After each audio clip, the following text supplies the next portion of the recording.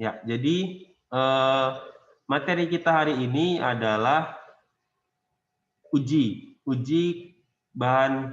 kandungan bahan makanan dan penyakit atau gangguan pada sistem pencernaan. Ya, kelihatan slide-nya, anak-anak? Kelihatan, Sir. Oke ya.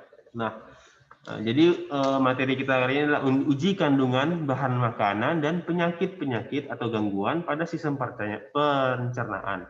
Jadi setelah belajar ini, kalian diharapkan mampu mengidentifikasi uji kandungan bahan pada makanan dan penyakit-penyakit yang ada pada sistem pencernaan ya.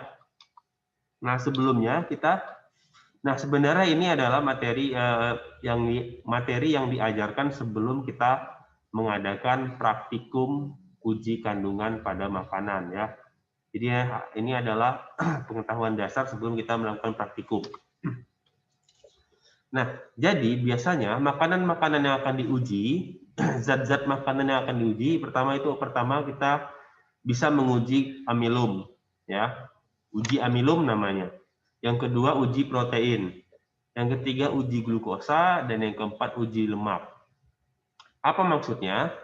Uji-uji makanan ini maksudnya misalkan satu bahan makanan tertentu dia mengandung amilum atau tidak, mengandung protein atau tidak, mengandung glukosa atau tidak, mengandung lemak atau tidak. Nah, untuk mengetahui kandungan dari bahan makanan tersebut, maka diadakanlah uji zat makanan. Contoh, beras, nasi, misalkan nasi ya. Nasi, nah kira-kira apa saja kandungan yang ada pada nasi? Apakah ada amilumnya, apakah ada proteinnya, apakah ada glukosanya, apakah ada lemaknya? Nasi itu akan kita uji. Akan kita uji dengan reagen tertentu, ya. Jadi setiap uji makanan, reagen yang dipakai juga akan berbeda, ya. Contoh, kita mau menguji nasi. Nah, nasi tadi kita tetesi lugol. Nah, lugol ini merupakan reagen dari uji amilum. Jadi kalau kita mau menguji suatu bahan makanan tadi, apakah punya amilum atau tidak, kita akan memakai lugol, ya, lugol. Atau bisa diganti iodin, ya, iodin. Atau kalau kalian nggak tahu iodin, kalau di rumah kalian ada betadin, itulah dia, betadin. Ya, jadi pakai lugol nih bisa. Ini untuk menguji amilum. Nah, jika nasi tadi setelah ditetesi lugol, warnanya berubah menjadi biru kehitaman, artinya kandungan nasi itu mengandung amilum. Ya. Tapi kalau misalkanlah satu bahan makanan ditetesi lugol, warnanya selain biru kehitaman, entah itu warna coklat atau warna lugolnya sendiri. Lugol itu warna kayak coklat betadin ya. Betadin coklat ya, merah ya. Nah, itu sekitar merah kehitaman gitulah gitu. Nah, kalau warnanya selain biru kehitaman, maka zat makanan tadi yang ditetesi lugol itu tidak mengandung amilum. Contoh, telur nggak punya amilum ya. Dilihat aja udah tahu kalau telur itu isinya protein. Ya, itu pengetahuan dasar itu. Kalau nasi, orang pasti tahu itu nasi itu banyak amilumnya, banyak karbohidratnya. Ya, jadi saat ditetesi lugol, saat suatu bahan makanan ditetesi lugol dan warnanya berubah menjadi biru kehitaman, maka bahan makanan tersebut mengandung amilum. Tapi suatu bahan makanan kalau ditetesi lugol, warnanya selain biru kehitaman, entah itu merah atau coklat, maka bahan makanan tersebut tidak mengandung amilum, ya. Amilum di sini adalah karbohidrat. Di sini kan ada glukosa juga ya. Glukosa kan karbohidrat juga. Tapi bedanya kalau amilum itu polisakarida, glukosa monosakarida. Oke, sampai di sini paham untuk yang amilum, yang lugol? Paham, Sir. Ya, jadi itu ya. Kalian lihat tiga yang paling penting di sini adalah zat makanannya, uji apa, reagennya, dan perubahan warna yang terjadi. Ya, tiga ini aja. Nah, yang kedua ada protein. Ya, Jadi saat kita ingin mengetahui suatu bahan makanan mengandung protein atau tidak, kita menggunakan reagen yang namanya biuret. Ya, biuret. Ini adalah campuran dari NaOH dan CuSO4. Ya. Nama reagennya adalah biuret. Nah, apabila suatu bahan makanan ditetesi oleh biuret dan menghasilkan warna ungu, misalkan ada telur nih, telur ditetesi biuret, tes. Nah, terus warna telurnya berubah menjadi ungu. Nah, maka dari itu, jika ada kejadian yang seperti itu, maka bahan makanan tadi mengandung protein. Tapi kalau suatu bahan makanan ditetesi biuret, warnanya selain ungu, maka bahan makanan tadi tidak mengandung protein. Ya. Oke. Yang ketiga, glukosa. Nah, ini kasusnya agak beda. Kenapa? Nah, pertama, dia reagennya namanya Benedict ya. Namanya Benedict. Reagen Benedict. Jadi misalkan ada suatu zat makanan ditetesi Benedict, nah terus dibakar ya. Jadi kalau kita mau ngetes glukosa ini ada pembakaran pakai Bunsen, pakai api. Jadi setelah ditetesi dia dibakar dulu, baru diamati warnanya ya. Kalau yang dua di atas tadi enggak ya, tinggal ditetesi langsung kelihatan warnanya. Tapi kalau yang glukosa, yang Benedict, dia harus ditetesi dulu, di Benedict ditetesi ke bahan makanan tadi, terus bahan makanan tadi yang udah ditetesi Benedict dibakar. Biasanya dimasukkan ke dalam tabung gelas ya, atau gelas kimia, terus dibakar. Nah, apabila warnanya berubah menjadi merah bata atau orange atau jingga sama, maka zat makanan tersebut mengandung glukosa. Ya. Tapi kalau setelah dibakar warnanya tidak berubah menjadi merah bata, maka zat makanan tersebut tidak mengandung glukosa. Ya. Perbedaannya di situ. Kalau amilum dan protein setelah ditetesi langsung kelihatan perubahan warnanya, tapi kalau glukosa setelah ditetesi dia harus dibakar dulu baru terjadi perubahan warna. Ya. Oke. Nah, yang keempat adalah lemak. Nah, kalau lemak ini nggak pakai regen-regenan, dia hanya butuh kertas buram. Ya, ini bisa kalian tes sendiri di rumah. Kalau kalian punya kertas buram dan kalian punya minyak, misalkan minyak makan, nah kalian oleskan minyak makan tadi ke kertas buram itu. Nah, kalau kertas buramnya tadi menjadi yang bagian yang diolesi tadi ya menjadi transparan, maka zat makanan tersebut mengandung lemak. Sama kalau kayak gini, kalian beli gorengan, terus wadahnya itu dari kertas, ya. Nah nanti kan lama-kelamaan kertasnya tadi berminyak ya kan. Nah minyak itu kertasnya tadi yang bagian yang berminyak itu akan menjadi transparan. Itu menandakan bahwa zat makanan tadi mengandung lemak, ya. Minyak itu termasuk lemak.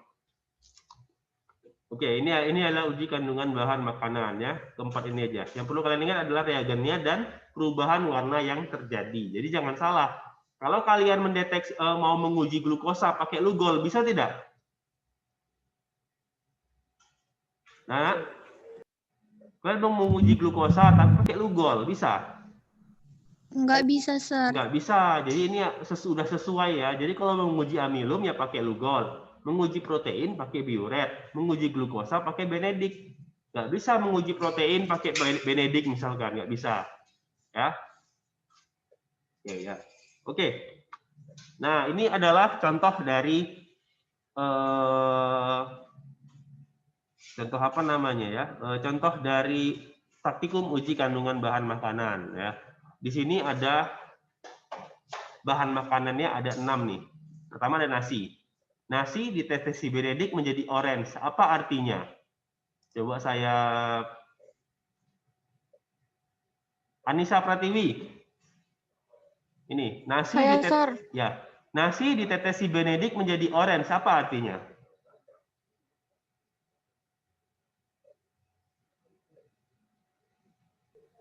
Mengandung glukosa, Sir. Berarti nasi ini mengandung glukosa. Oke, benar. Nah, terus siapa lagi? Muhairil Mustaqim. Ya, Sir. Nasi ditetesi lugol atau iodin menjadi biru kehitaman. Apa artinya? Nasi mengandung karbohidrat, Sir. Karbohidrat. Ya, lebih tepatnya amilum ya.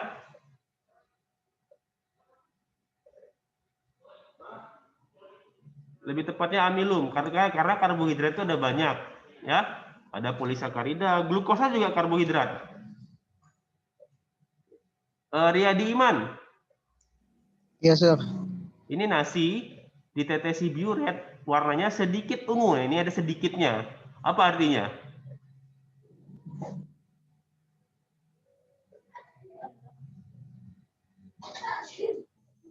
Mungkin mengandung sedikit protein, Sir. Iya, ya, warna ungunya sedikit, berarti kandungan proteinnya juga Sedikit, Sir. Iya, betul betul. Nah, kalau kertas buram ini ada kayak skalanya ya. Ini susah. Kalau kertas buram ini harus kita amati sendiri karena beda-beda nanti dia. Oke, kita lihat yang 3 ini dulu. Kalau lama gampang kok. Dia nggak pakai reagen apa-apa. Kita fokus yang pakai reagen dulu ya, reagen. Nah, coba AM Aulia Rahman.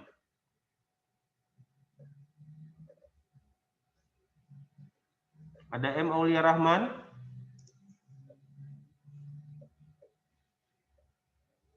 M Aulia. Oh. Cindy berarti Cindy. Iya, Sir. Oke, nah Cindy coba kita perhatikan yang putih telur ya Cindy ya. Putih telur ditetesi Benedik, warnanya berubah menjadi kuning kecoklatan. Apa artinya? Sedikit dia glukosanya, Sir. Sedikit atau tidak ada? Tidak ada, Sir. Iya, nggak ada. Kan kuning kecoklatan, bukan orange atau agak orange. Kalau orange, kalau Benedik ini untuk apa ya Cindy ya? Untuk mendeteksi apa? Protein, Sir. Benedik. Glukosa, Sir. Glukosa. Jadi tadi kalau glukosa warnanya apa? Reaksi positifnya warna reaksi positif namanya ya. Reaksi di mana saat bahan tersebut mengandung bahan yang ingin diujikan. Warnanya orange kan, merah bata kan? Iya, Sir. Berarti kalau putih telur tadi ada nggak glukosanya? Enggak ada, Sir. Iya, betul. Nah, kalau ini lanjut Cindy. Putih telur ditetesi lugol, warnanya orange kecoklatan. Apa artinya Cindy? Enggak mengandung amilum juga, Sir. Enggak mengandung amilum. Nah, kalau putih telur ditetesi biuret, warnanya ungu. Mengandung protein, Sir. Mengandung protein. Nah, gini caranya ya. Ya, jadi kalau selain warna yang Bapak sebutkan tadi, ya, yang ini, misalkan protein ditetesi biuret jadi warnanya coklat kehitaman. Coklat kehitaman itu kan bukan ungu kan? Bukan ungu. Jadi dia tidak mengandung protein. Kecuali tadi dibilangnya ditetesi biuret, warnanya sedikit ungu, ya. Atau keungu-unguan, gitu. Berarti dia masih mengandung protein walaupun kadarnya sedikit. Oke ya, tuh. Jadi kalau margarin dia nggak semua dia nggak ada ya, nggak berubah warnanya ini. Ini yang strip-strip ini maksudnya dia tidak bereaksi dan tidak mengubah warnanya. Jadi margarinnya tetap warna margarin. Oke, itu dia ya. Oke, nah sekarang kita ke ini untuk uji bahan makanan yang perlu kalian ingat yang ini aja ya. Nanti bisa kalian screenshot atau kalian catat. Di screenshot aja dulu baru nanti dicatat ya, jangan dicatat pas live. Oke. Nah, sekarang kita masuk ke penyakit dan gangguan pada sistem pencernaan ya. Sorry. Jadi kita nggak bahas semua penyakit di sini ya, kita bahas yang sering-sering saja. Nah, yang pertama itu adalah penyakit yang namanya gastritis ya. Gastritis atau peradangan yang mengakibatkan pengikisan pada lapisan dinding lambung. Ini disebabkan akibat produksi asam lambung yang berlebihan. Nah, di sini bisa kalian lihat ini adalah lambung yang sehat dan ini adalah lambung orang yang terkena gastritis. Jadi dinding lambungnya itu terkikis karena kelebihan asam lambung, ya. Beda sama MAH ya. Oke. Itu gastritis. Nah, yang kedua, ini yang paling sering ya. Ini adalah appendicitis atau kita bisa menyebutnya radang usus buntu, ya. Radang usus buntu ya, bukan usus buntunya aja. Kalau usus buntu itu nama organ, ini dia usus buntu. Nah, ini adalah bagian dari usus buntu. Appendix ini adalah pemanjangan dari usus buntu. Appendix namanya atau umbai cacing. Nah, ini adalah appendix yang normal. Nah, ini adalah appendix yang terkena peradangan. Peradangannya bisa karena apa? Bisa karena ada bahan makanan yang terperangkap di sini menumpuk, jadilah dia radang, ya. Ini dia appendicitis. Nah, apa yang akan dilakukan kalau orang yang sudah terkena appendicitis? Appendixnya akan dipotong, ya. Atau operasi, dia harus dioperasi. Operasi usus buntu lah. Nah, kadang kalian taunya operasi usus buntu ini akan dipotong, terus dijahit lagi, baru bisa kembali seperti biasa. Ini biasanya antara orang yang punya appendix dan tidak punya appendix ini tidak terlalu berbeda, tidak terlalu berbeda aktivitasnya ya. Jadi nggak mempengaruhi aktivitas seseorang. Ada yang sudah operasi usus buntu di sini?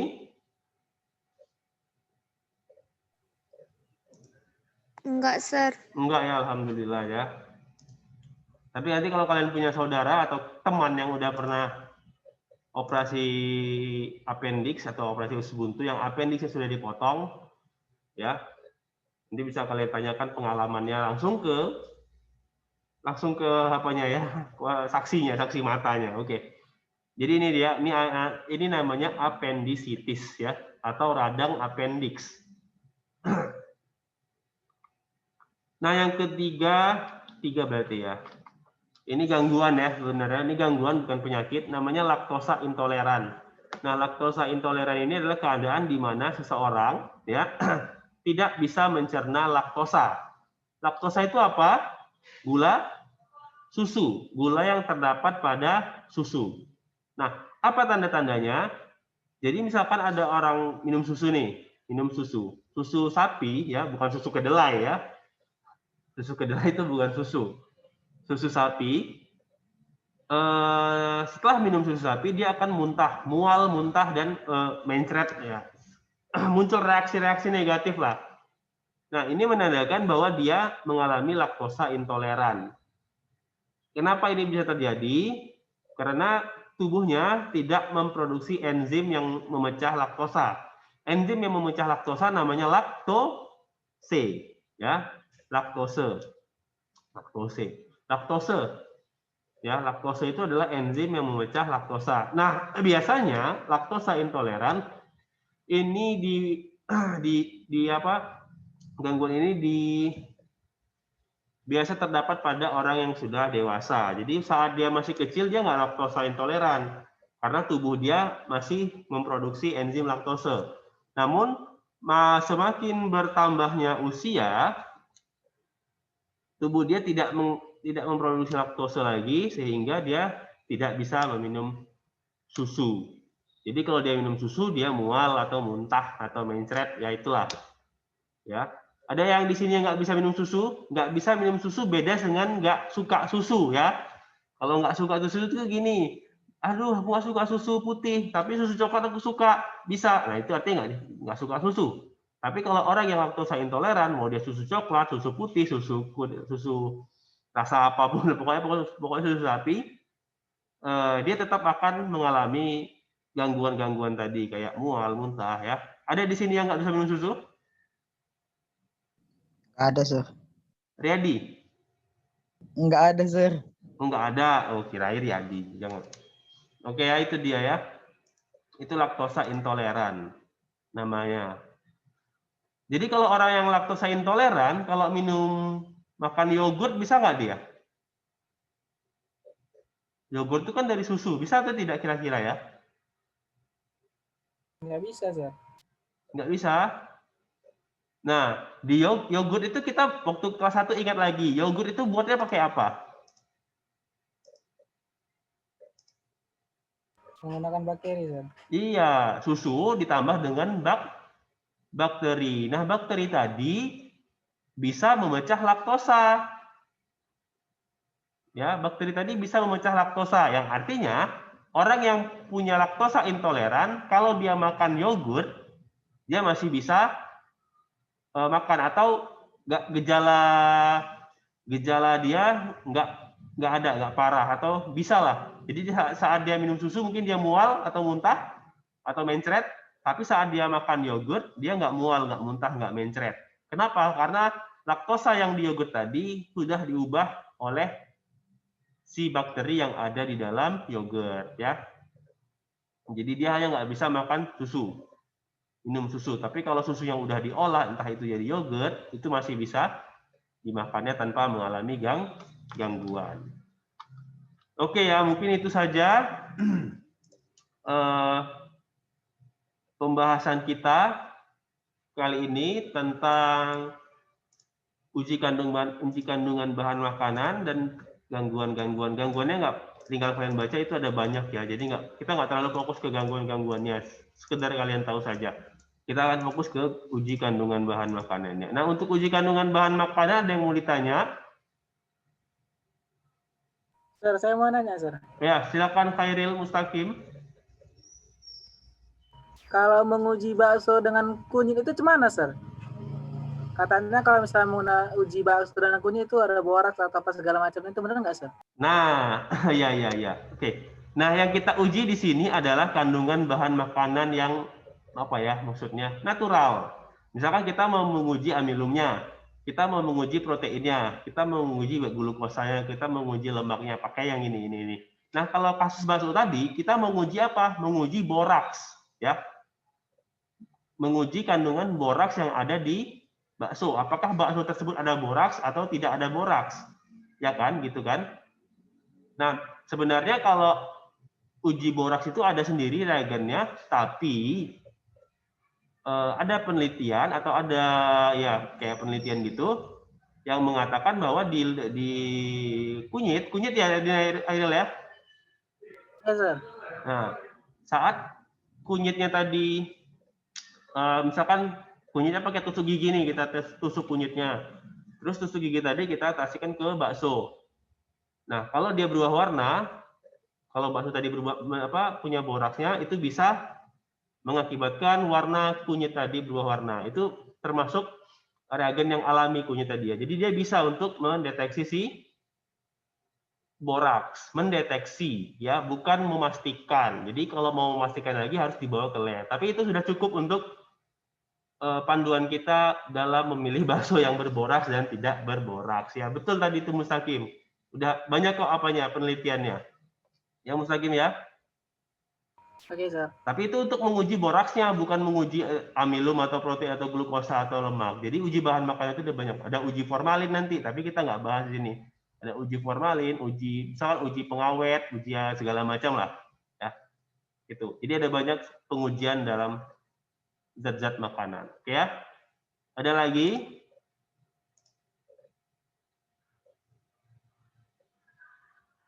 Oke ya, kalau tidak ada, mungkin belum mendapat inspirasi nanya apa, bisa ditanyakan minggu depan, karena minggu depan kita akan mereview semua materi dari dari semester awal, bukan dari semester awal juga, dari setelah UTS dari setelah UTS kita akan review lagi. Atau mungkin kalian ada pertanyaan yang mungkin semester awal, kalau mau tanya lagi silahkan. Ya. Jadi besok kita UH, dipelajari lagi sistem-sistem pencernaan, kuis psikologi silahkan dikerjakan, ya. Yang masih kosong nilai psikologinya silahkan diisi, dipenuhi, ya, karena sebentar lagi kita udah mau ujian semester. Semoga sebelum ujian semester itu nilainya semua sudah lengkap ya. Oke, terima kasih. Mungkin sekian pembelajaran kita kali ini. Bapak Heri, Assalamualaikum warahmatullahi wabarakatuh. Waalaikumsalam warahmatullahi wabarakatuh. Kita lanjut dengan pembelajaran PKN ya, Bu Dita ya.